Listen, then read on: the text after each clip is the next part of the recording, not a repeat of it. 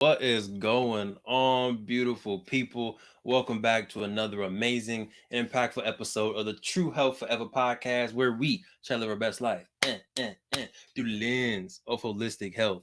I'm your host, Devon Truvel, creator of Black Wall Street, the board game, and as usual, I have with me the beautiful, the smiling, the galactic health nerd herself, coaching people to live their best life. Please introduce yourself. What's up, everybody? My name is Sinclair, aka The the Health Nerd, here joining you on a Sunday afternoon.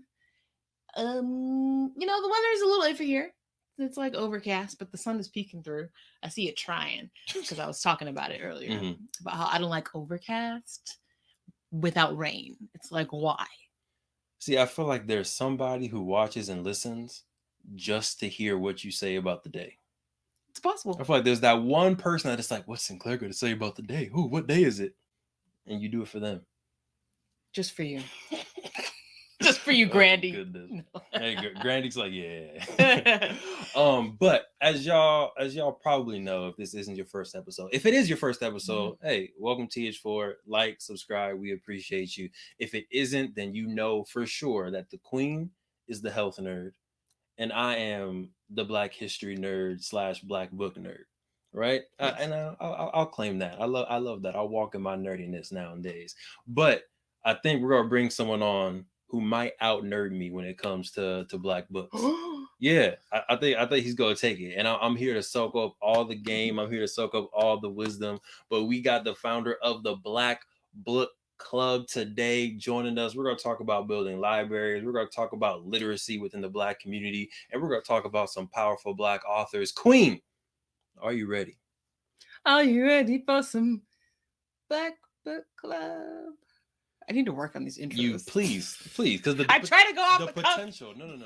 We know you don't freestyle. The potential is there, and then I see the light in your eye. Literally go out like, no, that's not it. that's not. Are you ready for some book club? There we go. There we go. Well, without further ado, let's get into the episode.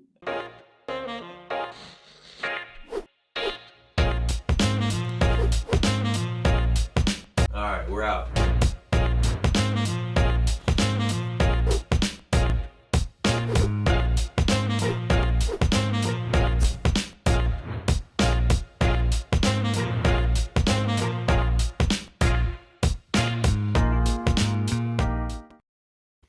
All right, let's go ahead and bring him in. There goes the king right there, brother Tyree. Welcome. How you living?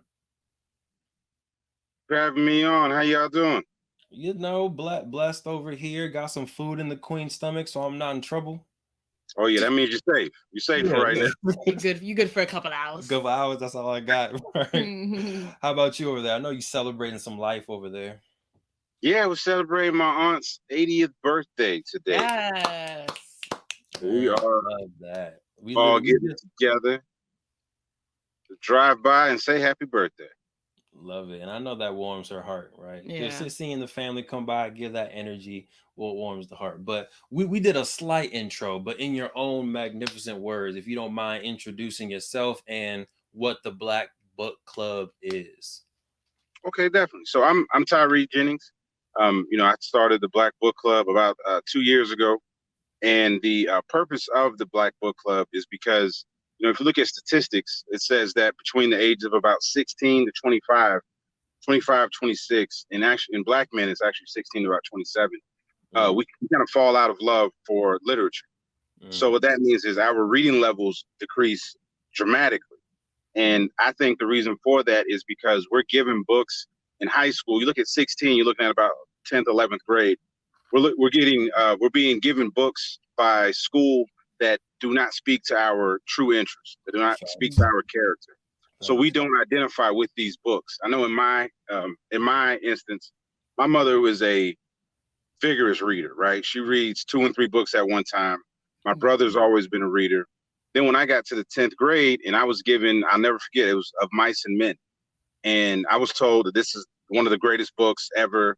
This is a classic book and all these other things. And I didn't identify with it. I struggled reading it. It didn't speak to me at all. And then I started, then I got another book, like a Shakespeare book. Same thing. It didn't speak to me. Then you tell me Shakespeare is one of the 5 best writers ever. And then I'm saying, well, that must mean that I don't love literature, right? That must mean I don't like reading. So then for 9 years of my life, I went through life just not being a reader, right? And so then when I got 25, 26 years old, I started to discover James Baldwin books and more Toni Morrison books besides the ones that my mom was reading. And so then I realized I do like reading. I didn't like reading what they were giving me. So, we put the Black Book Club together, me and my wife, to decrease that time span, to decrease that's 9-10 years where we could be reading, educating ourselves, strategizing, connecting with other people, learning. That's 10 years of learning that's just gone, right? And so now I'm running double time trying to catch up to that. So we put the Black Book Club together to decrease that amount of time that we lose.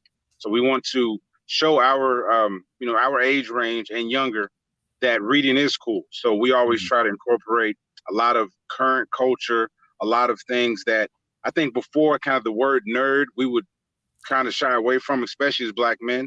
And then we become 26 years old, we start to embrace that. Hey, I'm a nerd, so we want to try to take a lot of that shame away from the word nerd and some of that shame away from reading. We enjoy reading. There's revolutionary books. There's so many books out there that you can identify with. Whenever I do a vending event and somebody comes up and says, well, I don't read that much. Once I ask about 3 or 4 questions, I hand them a book. They're like, oh, this is exactly what I want. This is exactly what I'm looking for. So it's not that you don't read that much. You're not being given books that truly interest you. Right. And so I want to talk about this, and this is off the riff, right? But I feel like growing up, I felt the exact same way, middle school to high school. I was just like, I don't read. I don't like to read. I'm not going to read these books. You said that when I met you. Yeah, literally when we met, I was like, nah, I don't read. And like we would read in the dorm room. I would fall asleep, and I was like, it's not my bag. But now it's like I love to read what I want to read, what's interesting to me. So I'm wondering, in education, do you feel either it's on purpose, or how can we shift it to where our melanated scholars can read something that they're actually interested in and not read something that is going to say the N-word in it 3 or 4 times, right? And it's almost creating a trauma between reading, because every time we read in class, all these books have the N-word in it, or the Black character is a low level character, and it's like I'm living this trauma every single time we read in class. So now I don't like to read because I associate negative things with reading. Definitely. I think it's a mix of both, right? I think that, I don't put anything past the education system, so I'm not going to say it's not on purpose, right? So I think that we're being given an altered reality.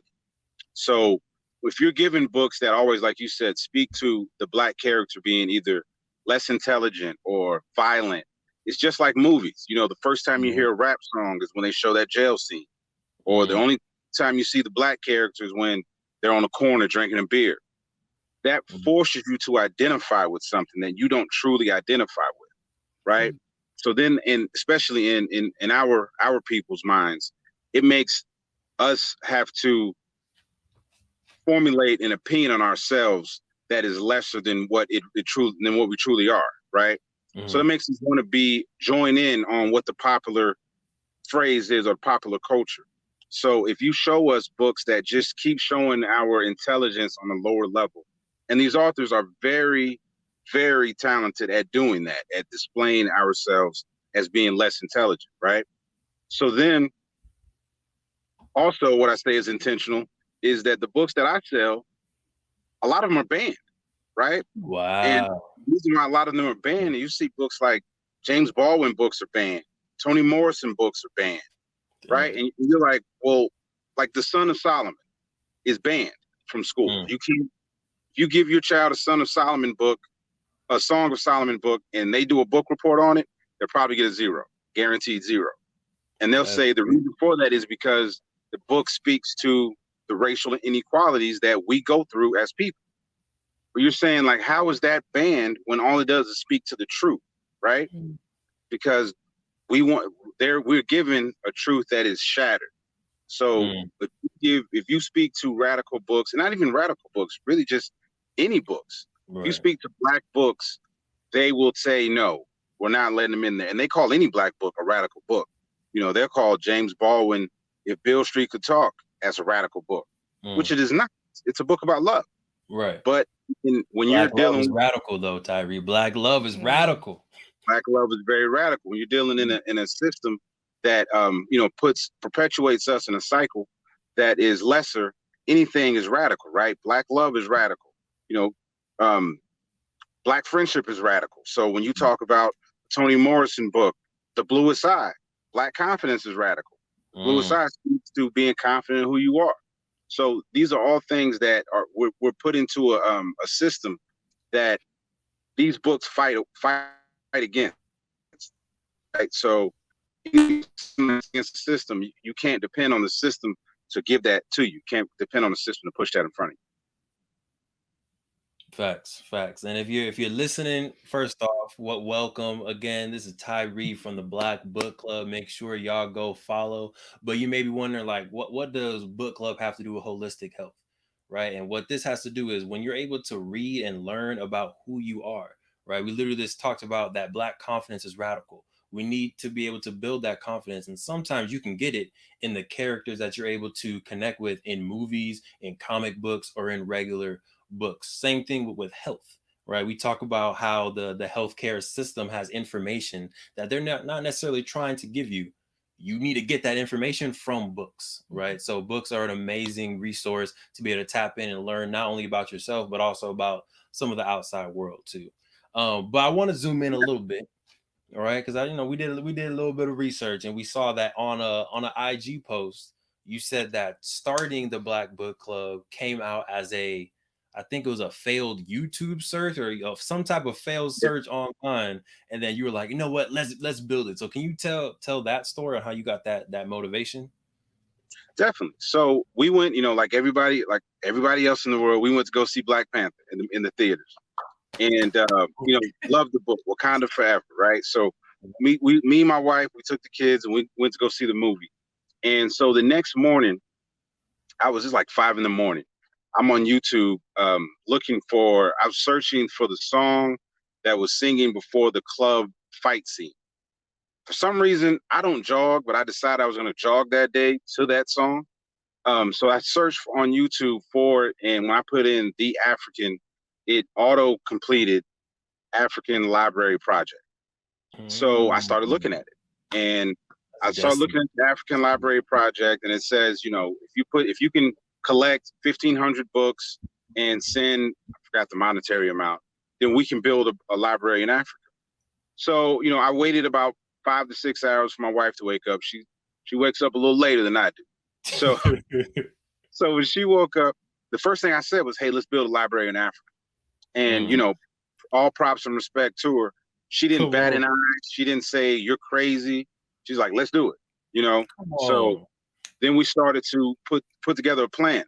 And I had never run a not-for-profit. I'd never done a book drive. Like, if you go back to my college and said, Tyree's doing a book drive, a lot of people look at you crazy.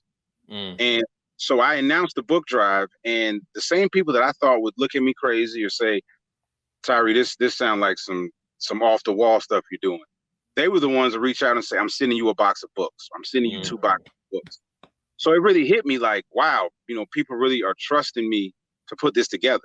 Nobody asked me for, even though I had all the information, nobody asked me to explain everything. They just said, hey, we support. And so it really took me back. And so I started to collect books, and, you know, we put together about 1,500 books, sent it over to Africa, and they built a library in Sierra Leone.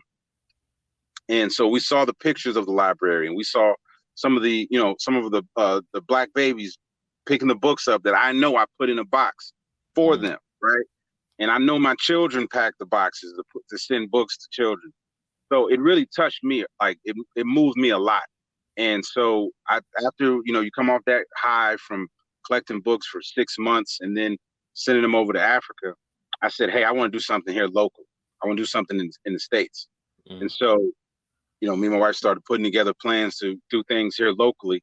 And so what we're doing is we do free public library boxes. And so we just, put a box in the neighborhood, right?